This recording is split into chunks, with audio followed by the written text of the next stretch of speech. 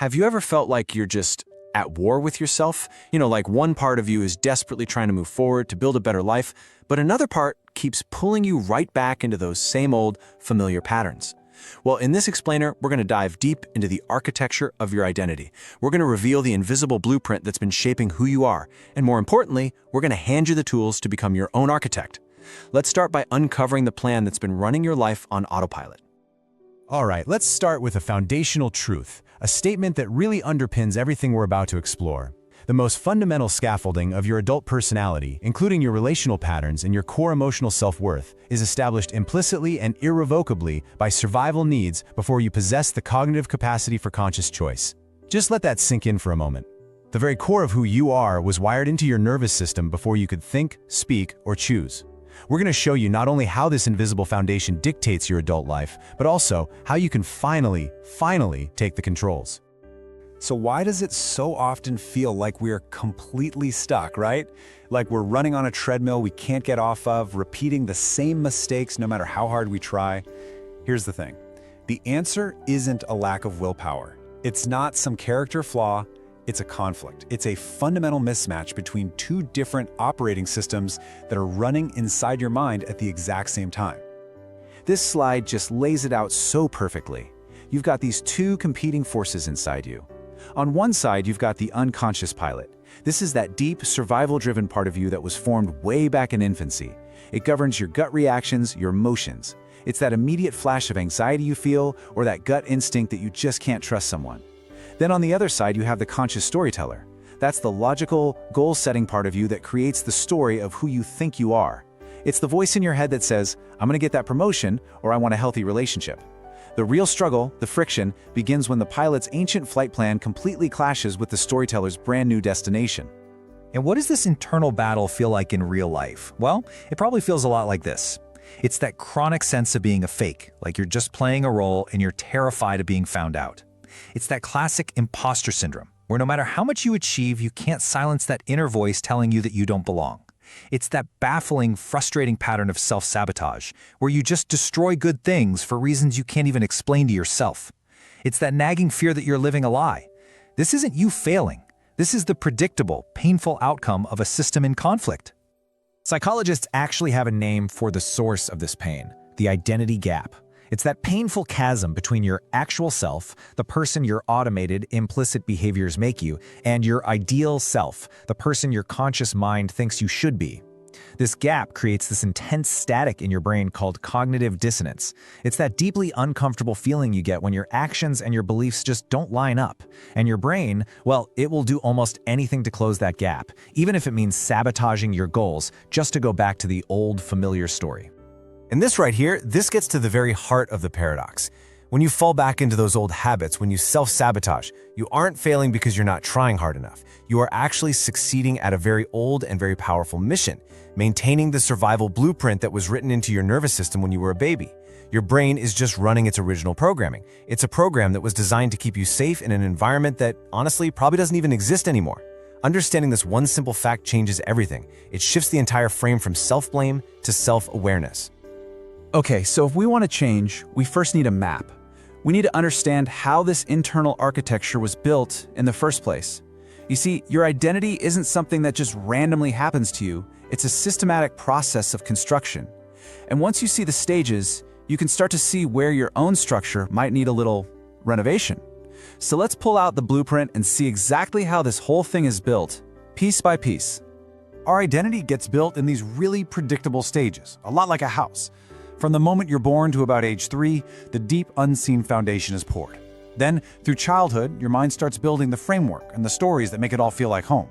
In your teenage years, you go through this kind of renovation crisis, testing the walls, deciding what the building is really for, and then, as adults, we spend most of our time just reinforcing that same structure, unconsciously making sure it stays standing, no matter how outdated it's become. So it all starts here, in those first 3 years of life, with something called the Internal Working Model, or IWM. Now, this isn't a conscious thought. It's a set of deep emotional survival rules that get coded into the most primitive, efficient parts of your brain. Based on your very first interactions with your caregivers, your brain answered some fundamental questions. Can I rely on other people for help? Do I have to be perfect to be loved?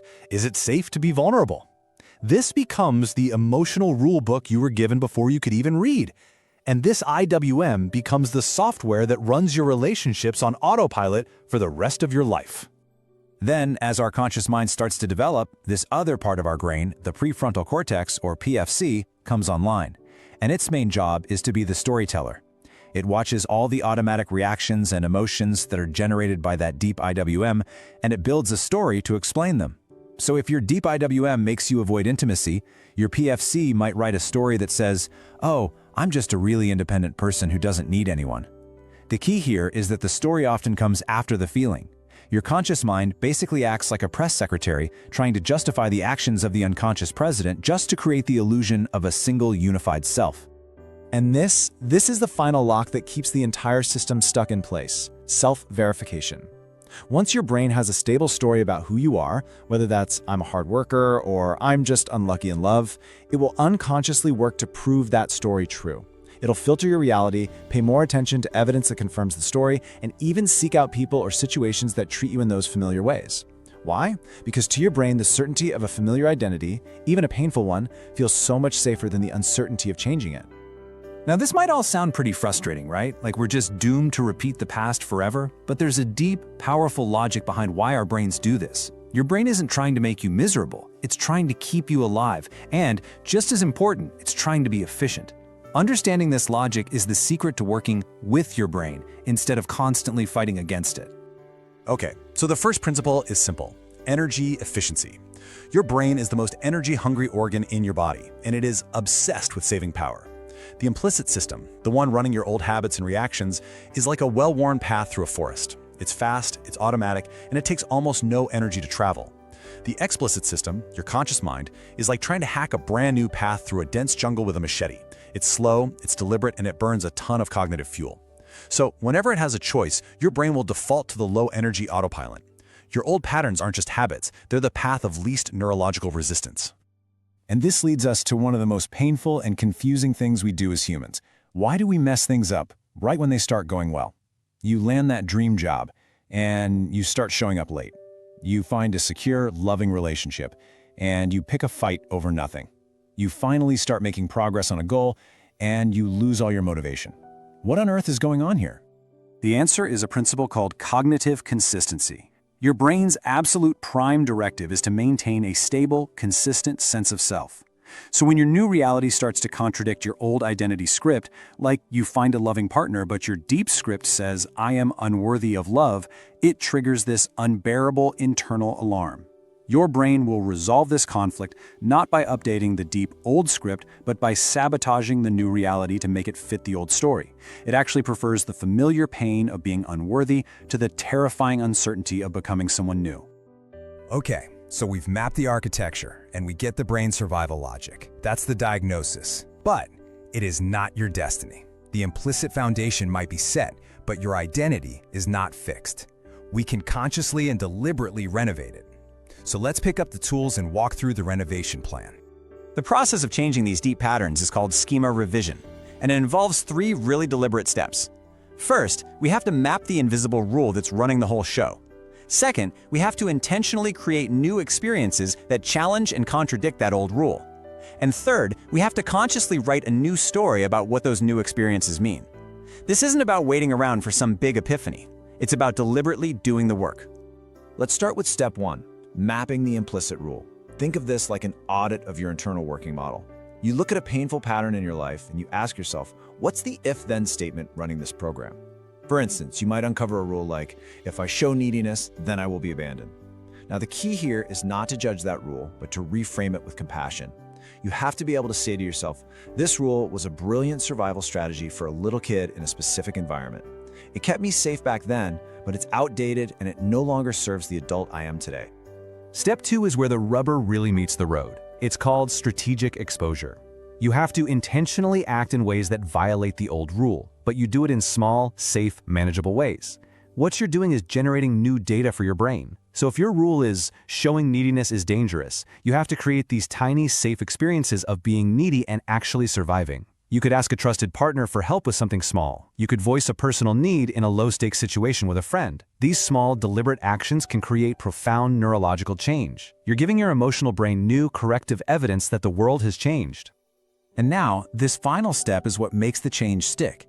After you do that schema-inconsistent action, you have to use your conscious mind, your PFC, to assign a new meaning to it. Because your autopilot brain will try to dismiss the positive outcome, it'll say it was just a fluke. You have to override it. You must consciously and deliberately state the new narrative, either out loud or by writing it down. I asked for help and I got it. This happened not because I got lucky, but because I am a person who is worthy of support. This forced positive meaning assignment is what actually builds and reinforces new neural pathways.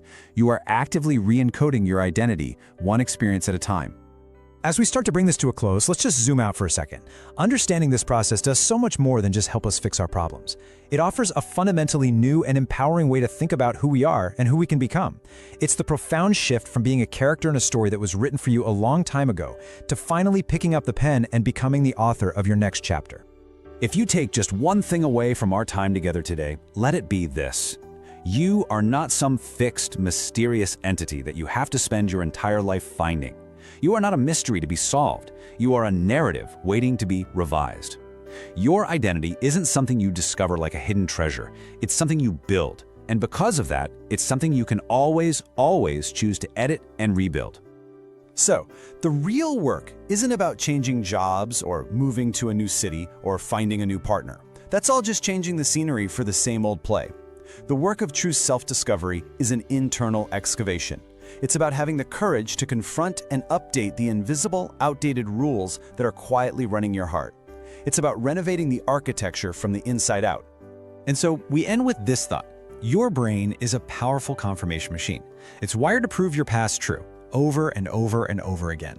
But you have a choice. You can keep living in a way that gathers evidence for the old story, or you can begin today to create new evidence for a new one. The question isn't who are you, but who are you choosing to become?